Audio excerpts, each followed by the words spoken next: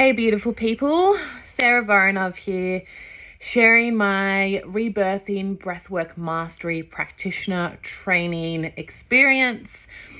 Today is session 19 and I'm going to give you a trigger warning for this session I'm sharing with you, and that I do talk about sexual abuse. Not in detail of anything, but just in the context of my experience. So you've been warned. This session was big, and I didn't intend to go there. It's kind of where my breath took me. So before every session, what I do is I kind of review my week and I go, what are all the things that I've noticed in how I've been relating to the world and to the people and to my environments. And I had noticed lots of different stuff with the people in my lives, with how I'm showing up in business, and just all my little niggles that can come up. And one of the areas was breastfeeding my son, who is a toddler. And I know people have lots of feelings about that, but, I'm pro do whatever you want. So I've been wanting to wean my son, and it's been a bit of a process. And what came up for me was that I was just tired of this back and forth of milky, milky, milky. And I'm like, I don't want to, and this is my body, and the no and the yes and the back and forth. And I realized this has been going on in the background, and I'm ready to finally address it. I want to, I set an intention that I was like, okay, I want to begin, I want the weaning process to be a joyful, loving, connected experience, and for me to wean within 2 months. So with breathwork, with your intentions, you can put a time frame on something. And depending on the time frame, sometimes you can add a little bit more pressure to the experience in itself. But that's what I thought I was probably going to breathe on. And I talked to my facilitator about it because I had also noticed that he had, before I'd even breathed on it, he started to change his feeding overnight. And just instead of wanting milk, he was okay for a hug. So I had a question around, do you always need to breathe on an intention if you already see it in motion? I think the answer was about that sometimes if things start to move in the direction that you're wanting to, there may bring you to some other deeper layers. And I kind of sat with it. I was like, oh, what is my niggling fears around this whole breastfeeding thing? And I was like, oh, maybe I'm worried about disconnection, I'm worried about not having this thing in a certain way. But then when I started talking about the reason why I was going there was because of feeling like when I didn't want to, but I felt like I had to, and this force with feeding him and not feeding him. And it was actually, the deeper issue was body autonomy. And for me, in my personal experience, there has been many occasions where I have not had my own body autonomy, where I have felt forced. I've felt where I couldn't say no, and many different sexual trauma experiences with from my childhood up until adulthood, with different things. And one of the main ones has been this experience that I had when I was about 5 years old. So that's what came up in my session, and it was really big. And I also want to preface this is that in breathwork or any other, sort of modality, I'm also a kinesiologist, you don't need to relive the experience to shift it. So I wasn't reliving my experiences, but it was the body sensation, just the energy that my body was holding. And that's what I was moving through. So I just want to go, you don't have to re-experience things to let them go.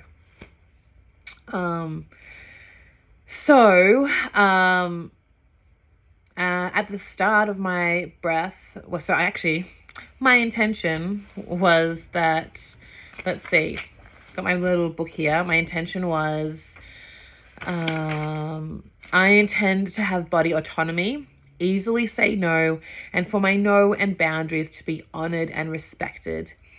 And this allows me to have freedom, choices, and be in charge of my decisions, my body, and my life.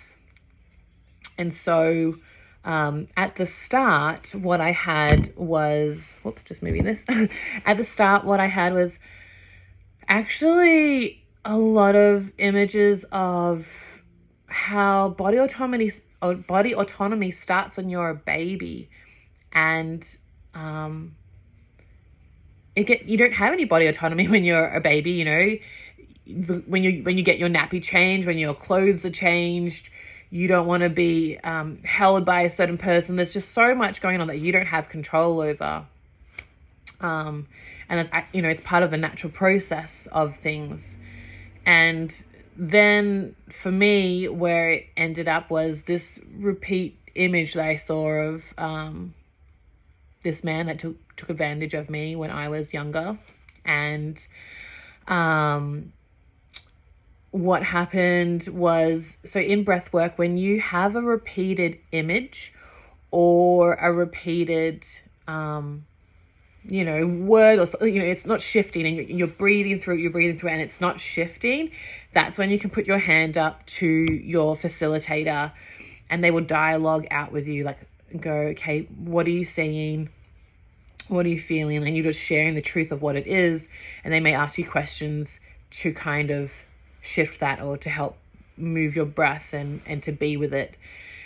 And it was really hard. It was really hard for me to even get to the point to put my hand up, because I'm not someone that asks for help a lot. Like, I still remember on my grade 1 report, Sarah needs to learn how to ask for help. I'm always someone that has grown up because of circumstance to be more self-sufficient, to handle things on my own. And in my process, it was so intense, and I ummed and ahed, and I was like, oh, I want to put this hand up. I don't know, can they see me? Like, and then I had to hold it there for that little bit longer. Like, yeah, okay, yeah, I need help. And I shared that. I just shared the truth of, it is really hard. It is really hard to share right now. It's really hard to ask for help. And breathing through that. And then it was also hard to ask for help, but then also to take up the space to share. And then even in my sharing process, I felt like so much guilt, like, oh my gosh, everyone's listening to me, and I'm taking up all this space, and I'm interrupting other people's breathes. Like, this is all my inner process was like, blah, blah, blah, blah, coming up. That's the story that I had around taking up space, about being heard and listened to. And it all made sense. So for me, with the image, I needed to use my voice, and that it was okay to say no, and that it was okay to push away and to say, I don't want this. I never wanted this. This is not okay. Because my little girl, she wasn't able to say that. She was always pretending, and she felt like she had to go along with things. And so it was a really big thing to ask for help, to take up the space, to release that body energy of being able to say no, to use my voice. And there was a lot of body release. Like, I released so much. My jaw is so loose on this right side. Like, the left feels like normal tightness, but it's so loose. I released so much, and there was some shaking, and yeah, after I moved through the hardness of saying no, of letting go, and also rewriting this story that I felt like my mother had given me, that I was a bad child, and this is not to say that my parents or anything are bad, but this is the truth of my experience in that moment as a child. So as a child, I felt like I was a bad kid, and that I felt like it was my responsibility, and there was no one there telling me that that it wasn't my fault, that I was okay, that it was okay to be upset or mad or whatever it was. And so I was just releasing the story of that. And it took some time, and then this is me still dialoguing with the facilitator as I'm releasing and breathing and shifting. And then I got to this point where it felt peaceful, and but I still had a little bit of a feeling of like, oh, I feel so guilty that I'm taking up all this space and I'm making lots of noise and everyone's heard me. And then the facilitator asked this question of, what was it? It could be true that there is a body memory of a time where it felt like you had to be quiet, or where it felt like it wasn't okay to make noise or sound. It was something like that. And I remember I saw this image of this baby, and this baby was crying. And then I started laughing because it was my mom getting angry at me for crying. And here I am, I was looking at this baby, and I was like, this baby's just crying, and it's okay to cry, and it's okay to make sounds. And it, like, even though I've done some work on this, it just shifted things on a different level, because my mom's always gotten angry at me for crying. That's her stuff, her story. And so I felt like before I've always constantly apologized for crying. Like, I'm so sorry I'm crying. I'm so sorry. Because, you can see sometimes people feel uncomfortable. They don't like it. But in the truth of what it was is that I was a baby and I cried, and it's okay to cry. It was just sound coming out. And so I was laughing at myself in my breathe, and laughing and crying, and I just kind of sat with it, and I anchored in all those feelings. And I can just tell you, like, it feels so different in my body. It feels really clear, and it feels like, of course, it is totally okay to cry. Like, and I've said that before, but I feel it on a different level, that it's okay to cry.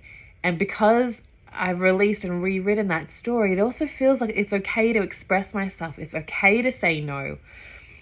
And that was the material in the way of my intention of being able to say no and uphold my boundaries, because in order to have that, I have to be able to express it. I have to be able to